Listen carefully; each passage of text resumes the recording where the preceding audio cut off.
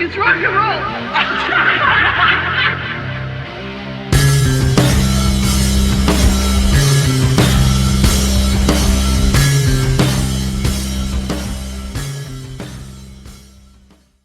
Welcome to the Look It's Rock and Roll podcast. I'm your host Julian Gill. Today I've gone solo. I'm going to do a review of the new Dokken Legacy release, The Lost Songs 1978 to 1981, which was released on August the 28th via Silver Lining Music. You know, I've been a Dokken fan for a very long time now, admittedly primarily of the core lineup of the 1980s, but I have continued to buy the band's albums since. I've always been a fan of Don's, melodic metal, and, obviously the fretboard work of George Lynch, and you'd be remiss not to comment on the powerhouse backbeat of Jeff Pilson and the now retired wild man, Mick Brown. So, I know Don's worked with a bunch of quality guitarists over the years, and it would be also remiss not to mention a certain bass player, Juan, who went on, obviously, to play in Rat, or with Rat, and become a core part of that band. But I'll also admit that over the past decade, the release that I've enjoyed the most from Dokken was the From Conception to Live album. And you know what, I don't give a toss whether it was 81 or 83 that it was recorded, because it's a really good representation of the young band live in concert, kicking ass with, obviously additional unreleased material. So what are the Lost Songs? Where does that title come from? It doesn't make any sense. Well, is this album a potpourri of hidden gems, or a hodgepodge with some hidden gems, depending on your perspective? I guess we should say, for collectors who've owned Back in the Streets, which was of course a bootleg and not an official Dokken album, it's useful to note that 6 songs on Lost Songs out of the 11 are sourced from that bootleg. I get it. Don never got paid for those tapes getting stolen and released as a bootleg or grave release or whatever you want to call it, whatever the actual situation is. So putting them on an album makes sense, and to a certain extent it finally legitimizes them.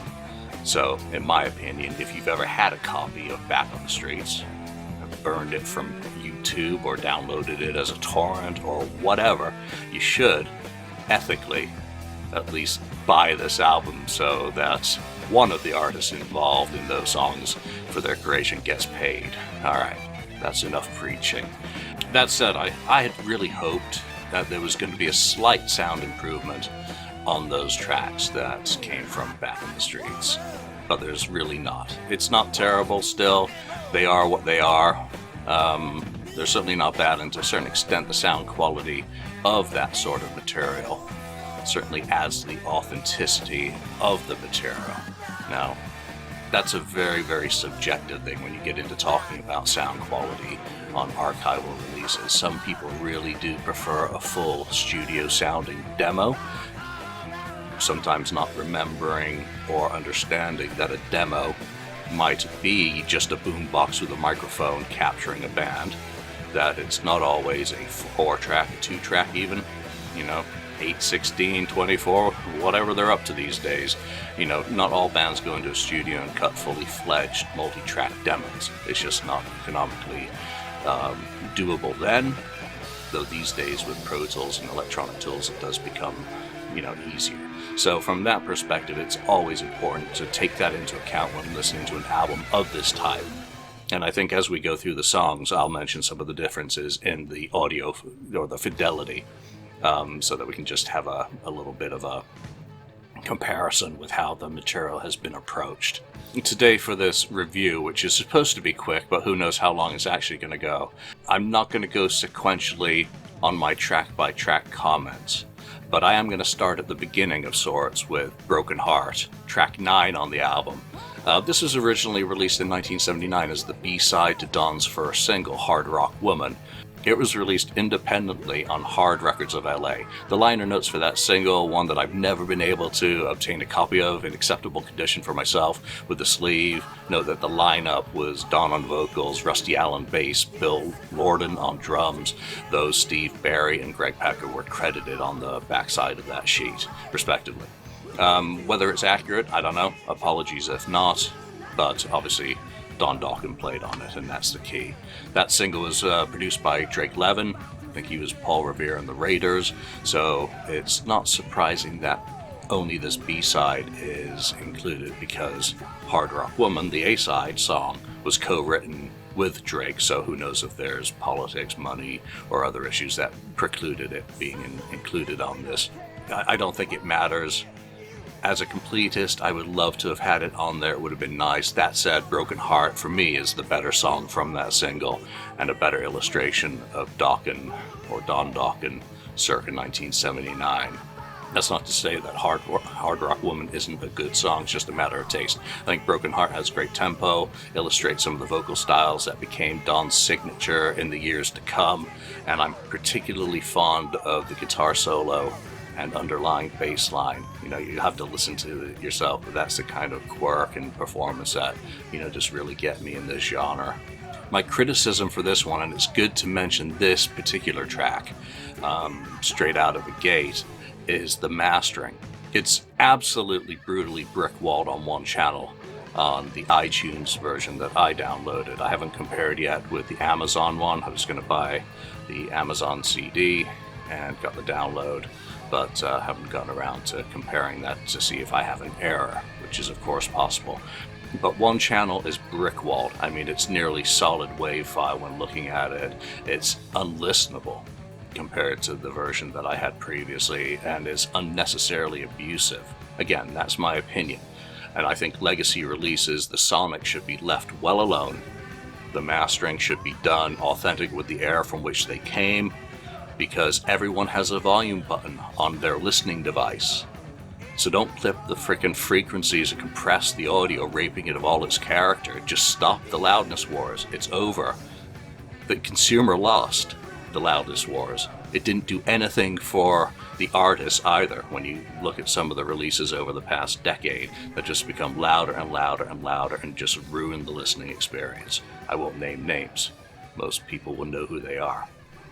But you gotta give the listener EQ to work with so that we can adjust for ourselves, for our personal tastes. When it's brick-walled, there's nothing we can do.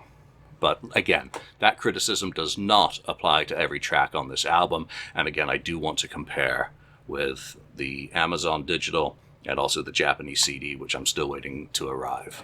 Okay, now pontification over. Let's get back to the beginning of this album and the song Step Into the Light. This was first issued as the first single from the album in late May. It was fantastic then, and the video is absolutely glorious. You have to go onto YouTube and check out the video.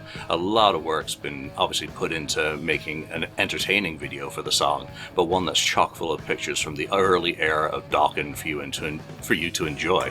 And, you know, as a fan of that era, just sitting there watching it, listening to a really good song in the background is everything that a video should be this day and age, since you're not going to get to see it on MTV or VH1 or even Access, I guess. I don't know what else still exists.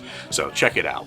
It's really good. The song itself, though, it has an odd feel about it. The sound quality is exceptional. The drums are crisp, well balanced. The guitars are mixed very nicely in the front, bass suitably where it should be.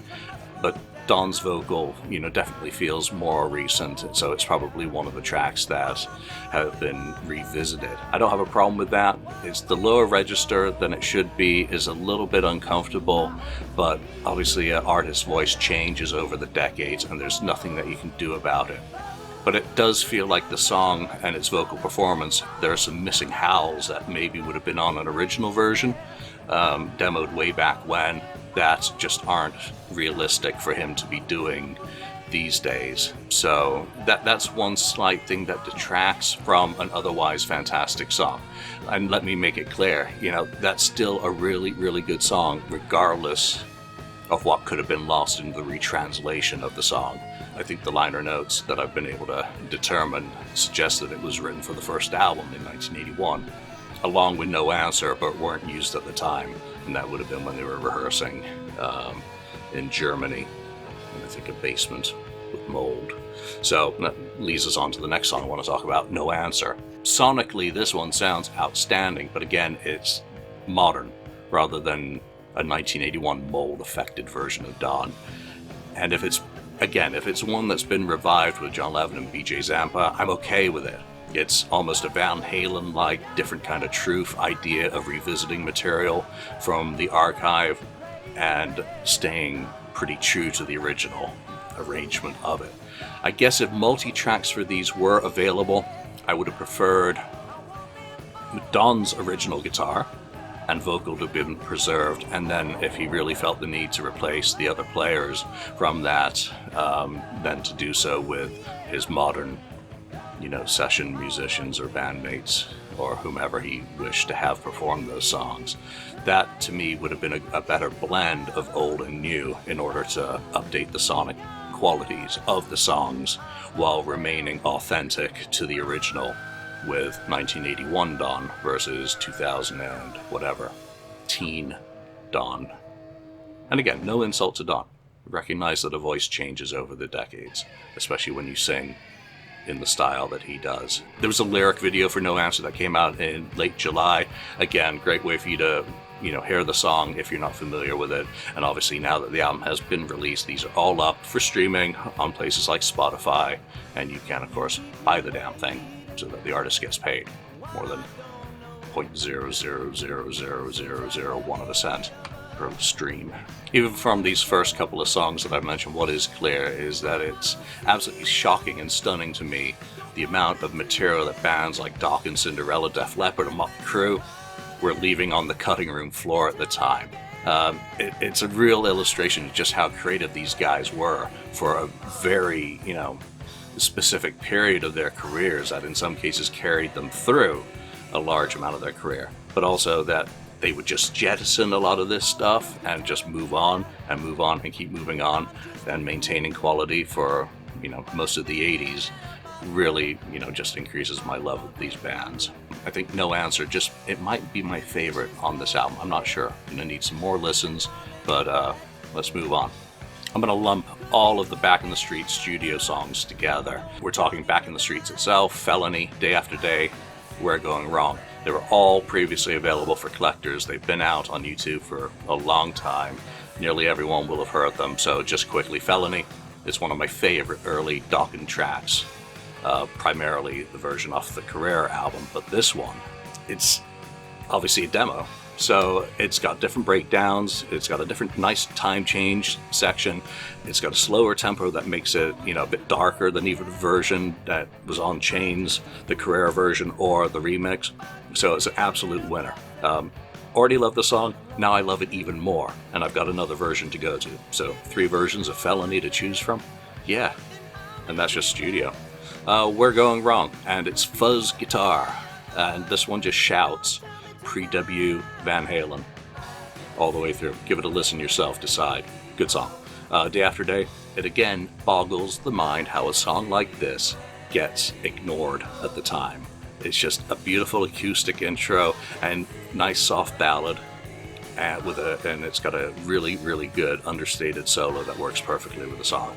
But again, to walk away from this sort of song just speaks of how the creative process must have been working for these guys at the time. Maybe it didn't fit. Maybe they planned to revisit it later. Never got around to it because other songs came out. I'm glad, it's now getting an official release on a Dokken album. And then, of course, that old title track, Back in the Streets. It was okay when I first heard it in the late 80s, early 90s. Again, there's a club-era Van Halen feel to it, and maybe that's why, they didn't get revisited. Again, there are some comparisons between club era Van Halen, and a lot of that stuff was kind of revisited by them on A Different Kind of Truth, and some of this stuff on Dokken's album. It's good. It's not spectacular, though it does sound very fresh, how it's been mastered for this release. So you get another fantastic solo to enjoy. Hit and Run sounds authentic. Problem is it sounds a bit muddy. The song truly is a lost gem to me, and it represents all I love about Dokken in this band. Throughout its numerous incarnations, it's got strong vocals, strong backing vocals and call-outs, subtle time changes, driving bass, balance, and howling attitude from the guitars and vocals in the right places, and if only it was crisp, but happily I'll take it how it is just because it is that good. It's a really, really good song.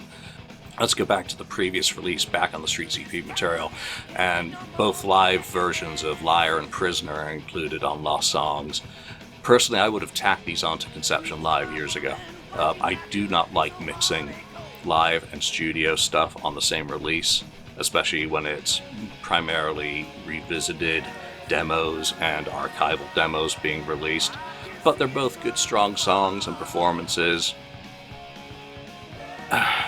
But, you know, no demo of those could have put on. But whatever. They close the album really well, and I'll talk a little bit more about that rant and thoughts on live and studio at the end of this show before I shut up. Moving on to Rainbows. It's a moody song that I think could have been revisited for Dysfunctional or even Shadow Life. It's somewhat ponderous and melancholy, but it seems to be a fully fledged, fully realized, fully thought out, and incredibly mature composition. Again, this one seems to be one of the modern revisits. Fine. It's absolutely incredible. It works well with Don's voice as is. And I think it's got a really good positive message that people need to listen to today with all we're going throughout the world. Just remember that behind the clouds, the sun still shines. And that's a great reminder, so thank you, Don. But some of these things I mentioned are why I like digital books and extensive liner notes on albums of this type or any type. And I understand with Don, he may not remember or know or have the details specifically to each track, but I would hope that they're in there. And again, I don't have the physical product yet, and I can only state that I haven't gotten any digital booklets with either of the versions I've downloaded so far. So that may well be corrected on the Japanese version, which I'm waiting for to release, which is a good segue into that Japanese version. In Japan, Lost Songs has been released via, I think, Victor Entertainment, and includes a bonus track, which you can hear on Spotify, and it's Going Under. It's a song that's been out there for you to be able to listen to for years, but it sounds absolutely stunning on the Spotify, digital stream.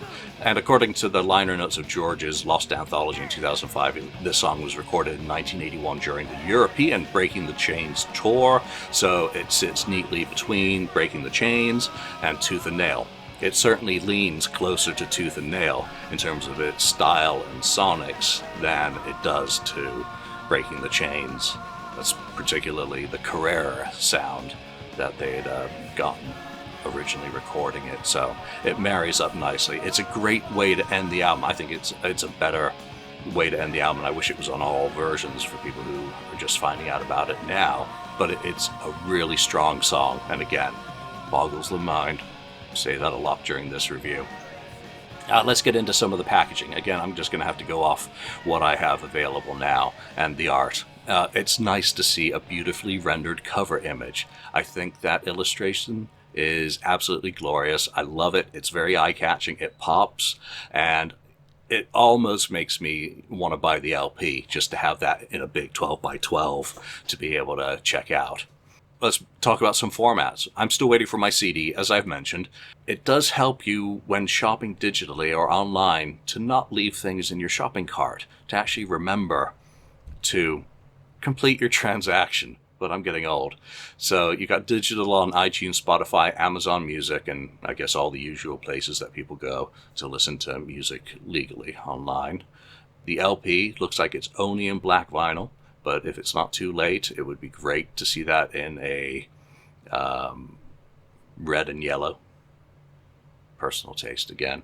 Nice smudge. Take two things and smush them together.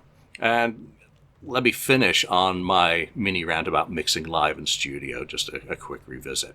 I am pleased and I'm grateful whenever an artist releases archive material, particularly material that's been out in the bootleg world for years, and even more when it's got new stuff for us to enjoy and perhaps add to our appreciation of the band during a particular era. I jokingly told a guy with a long tongue once, "Thank you for giving me the opportunity to pay you for stuff that I've been enjoying for years."